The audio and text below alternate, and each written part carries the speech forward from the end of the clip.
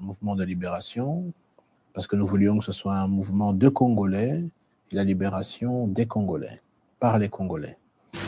Je veux simplement dire que, effectivement, lorsque je n'interviens pas régulièrement dans la presse, ce n'est pas parce qu'on n'a rien à dire, mais parce que je pense que lorsqu'il faut intervenir, c'est lorsqu'il est nécessaire.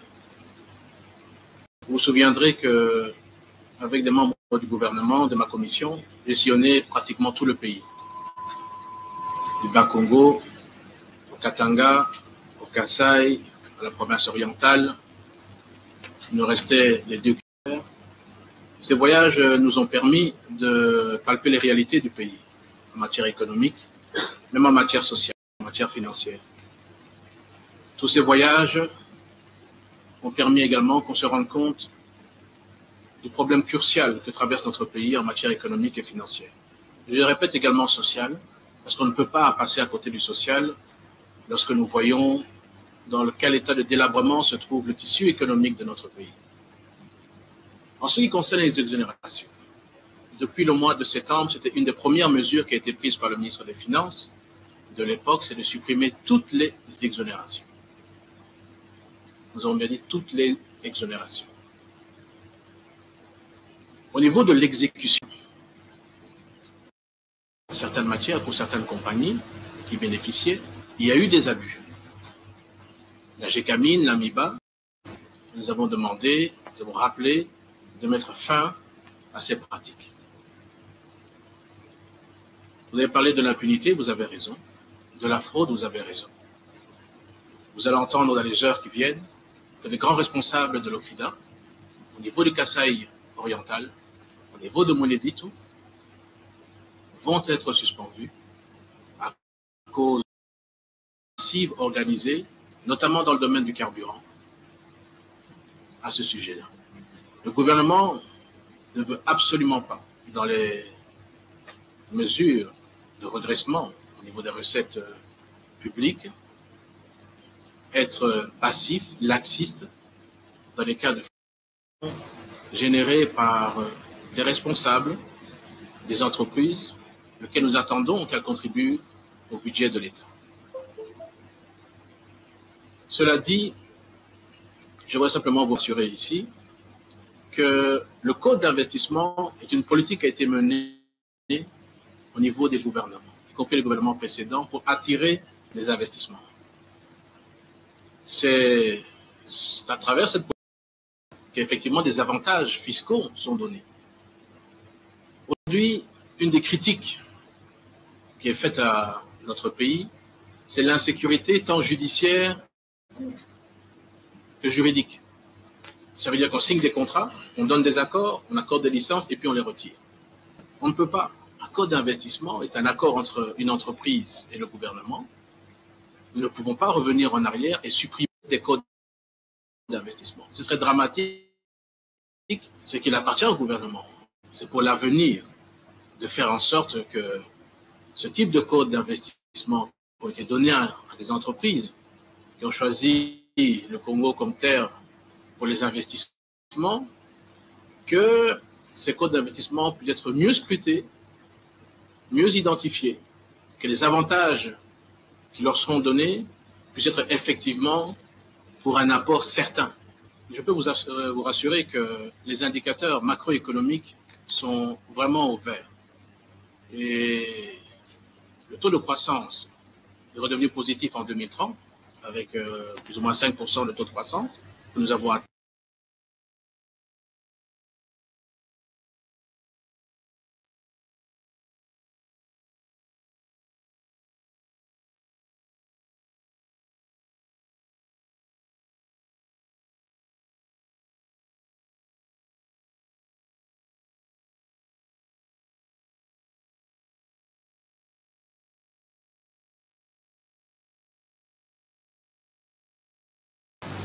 Le taux de notre monnaie, qui est stable depuis les 9 derniers mois et qui s'est même raffermi. Le taux de production dans le secteur agricole font que je peux vous dire que la relance économique est en route. C'est ça que personne ne doute. Nous avons des chiffres certains au niveau de l'Union des banques congolaises qui nous donnent un montant important d'accroissement au niveau des demandes d'investissement. Ce sont des indicateurs importants. Nous avons également des informations au niveau des paramètres, notamment à Matadi, du taux à l'exportation et à l'importation des marchandises. Ce sont des indicateurs qui sont importants. Plus de 40% d'augmentation en volume. Et je peux vous dire que d'une manière globale, certaines entreprises, notamment dans la minoterie, qui hier encore faisaient 4 millions de dollars de chiffre d'affaires par an, sont passées en 6 mois à doubler à 8 millions de dollars. Le secteur brassicole, limondadier, a vu une augmentation de ses volumes de l'ordre de 20%. Et la baisse sensible du prix du ciment, qui va encore s'accentuer par les mesures que le gouvernement est en train de prendre pour réduire le prix du sac de ciment, pour relancer également le secteur de la construction. Et vous savez que le secteur de la construction est un secteur qui consomme beaucoup de main-d'œuvre. Donc le gouvernement, dans sa politique, veut, par des allègements fiscaux, arriver à réduire le prix du sac de ciment. Nous voulons que, et nous comptons sur les entreprises privées pour qu'elles soient la locomotive au niveau de la reprise économique. C'est capital, c'est important. Nous voulons stimuler ces opérateurs économiques, petites, moyennes entreprises, grandes entreprises. Nous voulons que les nouveaux opérateurs s'intéressent au Congo. C'est comme ça que vous voyez des délégations venir, étrangères, pour s'intéresser à notre pays, et il faut les encourager. Il faut que le secteur privé soit le moteur du développement. Grâce au secteur privé, nous allons l'emploi, donner des revenus, permettre à des familles de retrouver une vie sociale normale. Et ça, il faut l'encourager. Au niveau du budget, le budget, effectivement, est financé à 53% au niveau des bailleurs de fonds. Mais il ne faut pas qu'il y ait une mauvaise compréhension. Nous ne sommes pas prisonniers des bailleurs de fonds. C'est un choix. C'est un choix de trouver des financements pour permettre à nos populations d'améliorer leurs conditions de vie. 35% de notre budget est consacré au social. Santé, éducation, transport. Amélioration des conditions sociales. Je ne veux pas vous gaver de chiffres ici. Vous revoyez le budget. Je peux vous donner tous les indicateurs qui vont le dire. Il faut savoir que dans ces financements, de l'ordre de 53% de notre budget, c'est à travers des projets qui ont été étudiés par des responsables congolais, par des experts congolais. Personne ne nous a imposé. En matière des infrastructures, de la santé, de l'éducation, les investissements que vous voyez réalisés et qui vont s'accentuer encore cette année-ci, ce sont des projets d'investissement qui ont été étudiés par le gouvernement, qui ont été présentés aux bailleurs de fonds et qui ont pu obtenir l'aval des bailleurs de fonds pour le financement. Donc nous ne sommes prisonniers de personne. Je pense qu'il faut simplement se réjouir que le Congo est en train de renouer avec les institutions de Bretton Woods dans la confiance. Confiance qui veut que transparence de la gestion puisse être respectée, transparence de la gestion et bonne gouvernance. C'est surtout ça. Et je crois que si vous voyez que le gouvernement a pu obtenir décembre 2003 une enveloppe importante de l'ordre plus ou moins 4 milliards de dollars supplémentaires dans son enveloppe pour les investissements, c'est parce que le gouvernement a fait preuve de transparence dans la gestion et de bonne gouvernance. Et c'est ce que nous devons continuer au niveau du gouvernement pour pouvoir faire bénéficier aux populations tous ces investissements. Bien sûr, une question revient directement, et j'anticipe, c'est de dire, mais qu'est-ce que la population, comment la population voit concrètement ces investissements venir? Elle va en bénéficier directement et exclusivement dans l'amélioration des infrastructures de base. Et les infrastructures de base sont importantes dans le cadre de la relance d'une économie. Vous ne pouvez pas demander à des investisseurs au niveau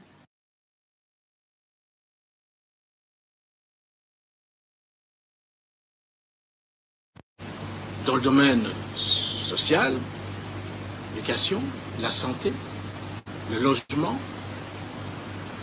Ce qui, effectivement, traîne, c'est au niveau des études des projets. la validation des projets. Où ça traîne également, c'est au niveau des appels d'offres. Parce que tous les dépenses, tous les investissements doivent se faire sur base d'appels d'offres. Et ça prend du temps. Les cahiers de charges, les appels d'offres, les ouvertures d'appels d'offres et le démarrage des travaux. Je peux vous assurer que le Congo est aujourd'hui un pays qui est en chantier. C'est un grand chantier. Et certainement, la population va commencer à voir les effets. Et si elle ne commence pas déjà à le voir, dans les semaines, dans les mois qui viennent, dans les différents projets qui vont démarrer d'ici peu. La mobilisation de recettes est une priorité au niveau de notre gouvernement. On ne peut pas se passer de la mobilisation de recettes. C'est grâce à la mobilisation de recettes que nous pouvons entamer tous les programmes du gouvernement vis-à-vis donc des populations. Le paiement des fonctionnaires, le paiement des militaires.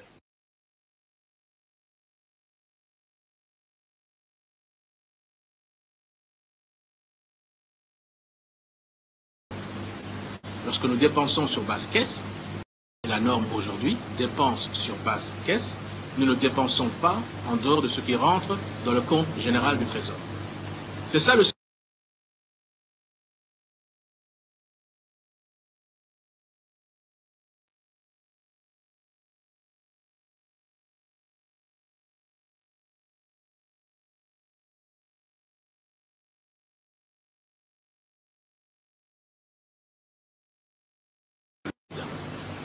Et là, il y a un grand défi.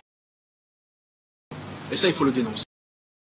S'il n'ouvre pas l'œil, ou s'il n'a pas la possibilité d'accéder à l'information, il faut lui amener des éléments. Pas des rumeurs, des éléments précis, des éléments de preuve. C'est sur cette base que les responsables du gouvernement pourront agir efficacement pour stopper la fraude, stopper la corruption.